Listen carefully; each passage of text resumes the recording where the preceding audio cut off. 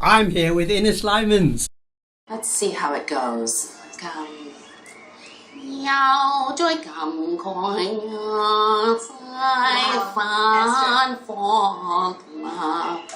I mean, like, wow, I've wanted to meet you for so long. Yeah, I wanted to meet you too.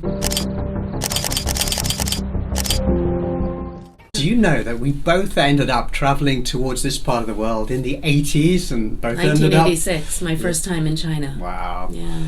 And here we are now. Ines became wildly popular in April this year when you wrote That's something right. on the internet that kind of went viral. I did on Twitter, yeah. Tell us about that. Well, I was in the US for all of last year, so I felt like I wanted to start writing about my experiences in China ever since 1986. And I wrote a couple of comments about what I thought, and you picked it up and shared it, and suddenly a lot more other people were interested. So, yeah, it was great. Related news, a former Hong Kong resident, Ines Laimins, went viral yesterday after making a social media post saying that she felt safer in Hong Kong and mainland China than she did in the United States, a country to which she's just returned. After living in Asia for the past 35 years, I've returned to a very disturbing and changed America, she said. Her opinion quickly got more than 49,000 views, with people from a range of cultures agreeing with her. Miss Laimins, who speaks Mandarin, has appeared in both Chinese and English language movies. Lindsay, I'll give you one more day. Your deadline is tomorrow. What? You want me to change my mind? I feel like I'm in a very privileged position to be able to share my experiences from my unique angle of almost 4 decades of when I first went to China and and living in Hong Kong, living in India, living in Taiwan. And I think I have just a unique perspective and I need to speak about it.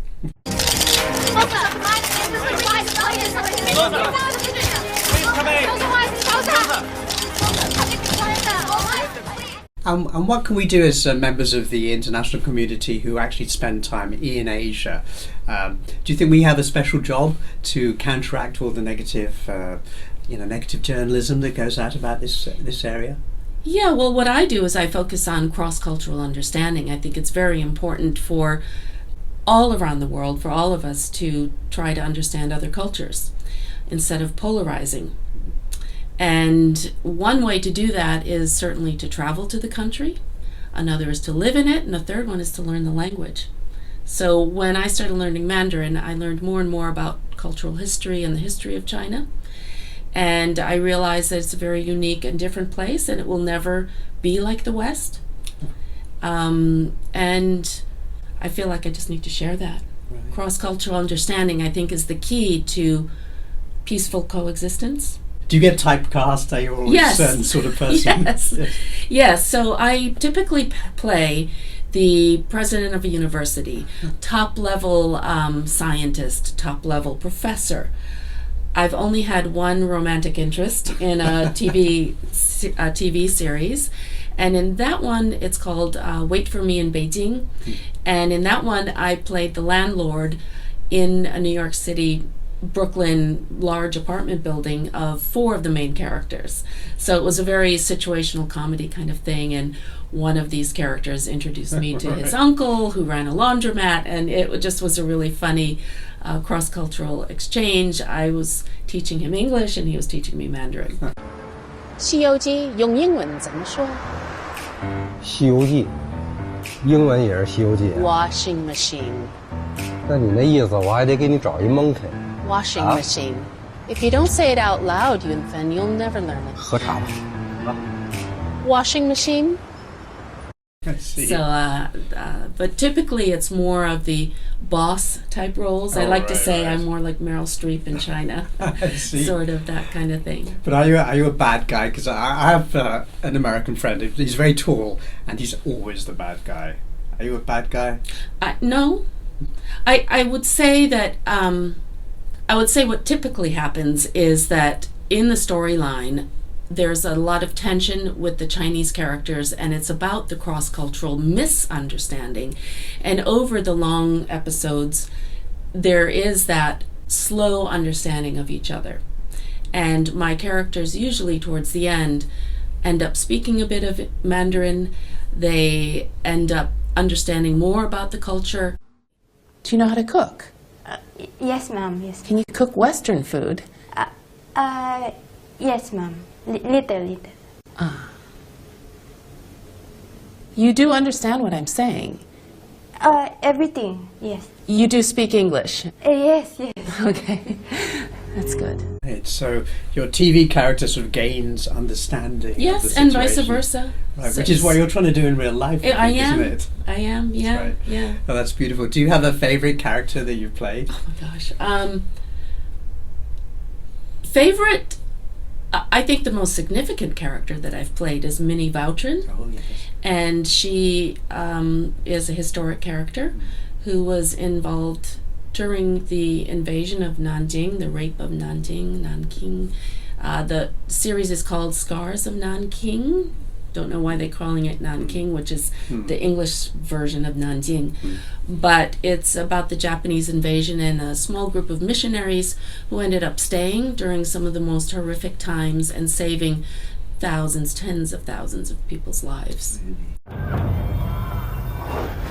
They call it the Rape of Nanking. 4 years before Pearl Harbor, a small band of Americans choose to stay and protect civilians. Stop! As Japanese troops rampage through a Chinese city. This is their incredible true story. American school. Told in their own words. I may have saved those girls. Complete anarchy has reigned for 10 days. The most horrible thing now is the raping of the women. American missionary John McGee starts to film what he sees.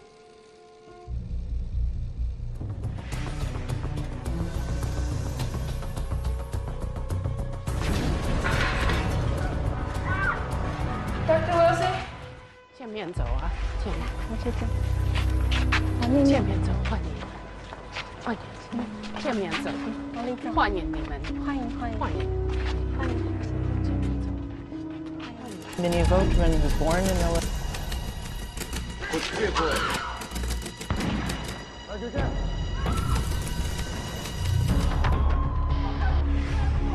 Japan launches a full-scale invasion of China in July 1937 as part of its plan to rule all of Asia and take its place as a global power. As they save lives More than 20 bayonet wounds. and gather evidence of an atrocity. We need to get Father McGee's film out of here and back to the West. How? None of us can get permission to leave. It's too dangerous. Oh, God. Yeah, so I felt like I needed to honor the horrific nature of that time period, and to really, felt very responsible for portraying Minnie's journey. Iris Chang wrote a book called The Rape of Nanjing. Minnie Vautrin wrote her own memoirs. I read both of those, and sadly both women committed suicide after experiencing these horrific times. So that was my most significant character that I've played. 我还是很高兴跟你见面。你好像你的爸爸他年轻的时候，甚至帅得多。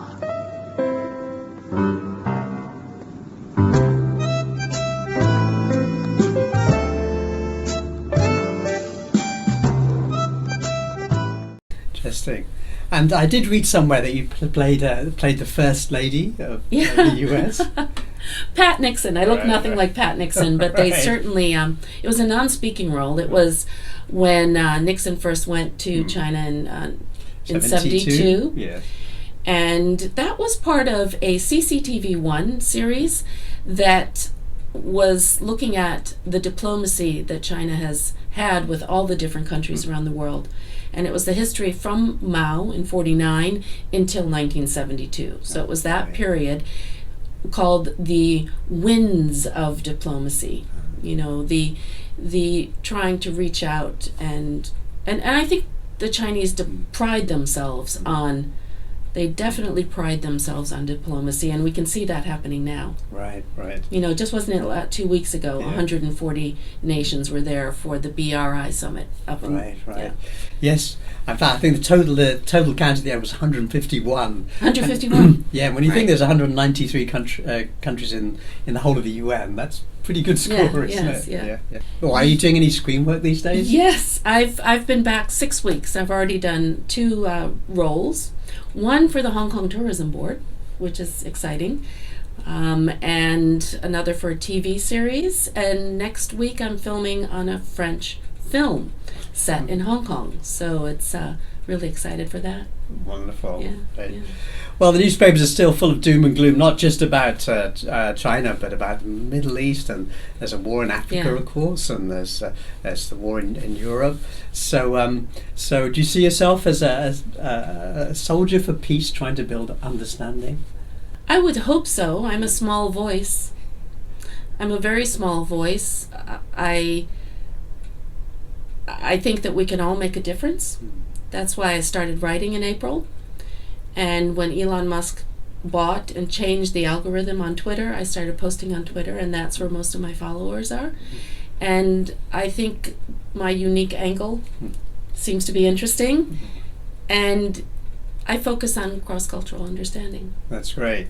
Well, Ines suddenly got 10,000 followers out of nowhere, and well-deserved, because you're a great writer. Yeah, thank you. So follow Ines on Twitter, or X as we're supposed to call it now. X. And find her Substack too. Well worth a read, I can guarantee you'll be interested. Thank you, Nury. Thank you so much. Thank you. Peace.